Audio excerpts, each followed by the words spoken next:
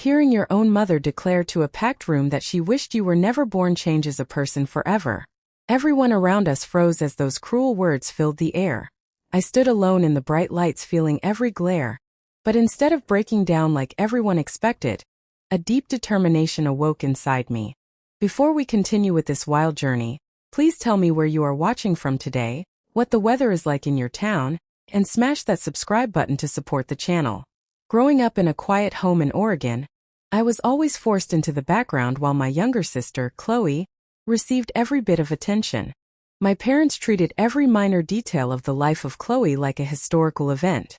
If she earned a simple participation prize, my father announced it proudly during dinner. Yet whenever I brought home genuine accomplishments through hard work, my mother merely nodded with indifference before shifting the conversation back to how wonderful my sister was. When I won top honors at a state academic competition at 14, my mother barely glanced at my trophy while bragging about the local volunteer work of Chloe. I realized early on that my worth meant nothing to them. I worked late shifts at a coffee shop and studied until morning, financing my own education while my family ignored my existence. During my college years, I balanced 3 grueling jobs: cleaning offices, tutoring students, and stocking market shelves to keep up with my expenses. My parents never asked how I was managing such heavy stress. They only contacted me when household utility bills were due, expecting me to quietly cover the expenses without any gratitude or recognition. When I got accepted into a prestigious graduate business program at Stanford, my academic advisor cried with joy, but my mother simply shrugged. She immediately brought up the medical internship of Chloe, as if my life achievement was just a minor distraction. I pushed forward anyway, hoping that ultimate professional success would finally earn their respect. After securing a high-paying consulting job in Seattle, I decided to host a dinner at a high-end restaurant called Prime Cut. I covered every expense, including the private room, premium food, and reservation fees. I genuinely hoped this evening would finally bridge the distance between us and show my parents that I was worthy of love. My managers and coworkers arrived early, offering warm praise and celebrating my dedication. When my parents walked in, they brought no gifts, no cards, and no kind words.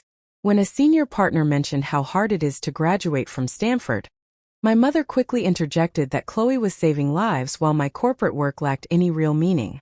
The room went silent as forks hovered above plates. My father chuckled softly, adding that my efforts never measured up to the medical career of my sister.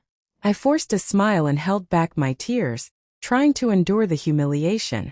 I believed the night could not get any worse, but my parents were just getting started. When my boss raised a glass to toast my bright future, my father muttered that business success meant nothing compared to medicine. Then my mother casually uttered the devastating line that she wished I was never born. The entire restaurant room went cold as guests gasped in shock, waiting to see how I would react to such cruelty. Instead of weeping, I pushed my chair back, excused myself calmly, and walked out into the chilly Seattle rain. The cold air washed over me as decades of buried pain surfaced. I drove back to my apartment in silence, feeling completely disconnected from the family that had used me for years, realizing that I could no longer live this way. Later that night, I saw a text from my mother claiming I had embarrassed them, demanding an apology. Looking at my bank account, I saw scheduled automatic payments for the mortgage of my parents and the tuition for Chloe. With steady fingers, I canceled every single transfer, reclaiming my financial freedom and choosing peace over endless obligation. My close friend Nathan visited the next day with food, encouraging me to stand firm in my decision. Weeks passed without any genuine apology from my family, but I felt surprisingly free.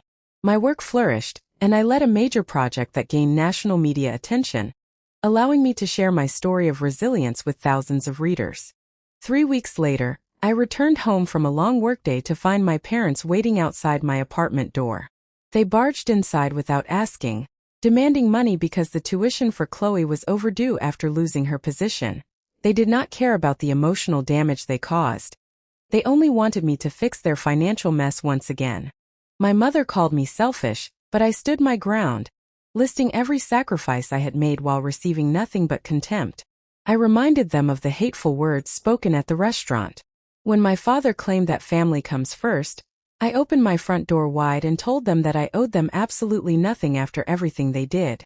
I looked them directly in the eyes and told them to pretend that I never existed, instructing them to live as if they never had a second daughter. My mother stood frozen in shock as my father silently walked out.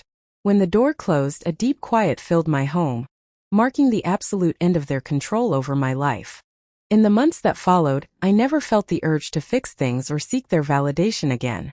My career soared to new heights, and I built a supportive community of people who truly valued my presence. I realized that walking away from toxic family members was not a defeat, but the greatest victory of my entire life. Standing on my balcony overlooking the city skyline, I finally felt complete and at peace. If you enjoyed this journey, please subscribe to the channel right now, leave a comment about your thoughts, and click the video on your screen to watch another powerful real-life story.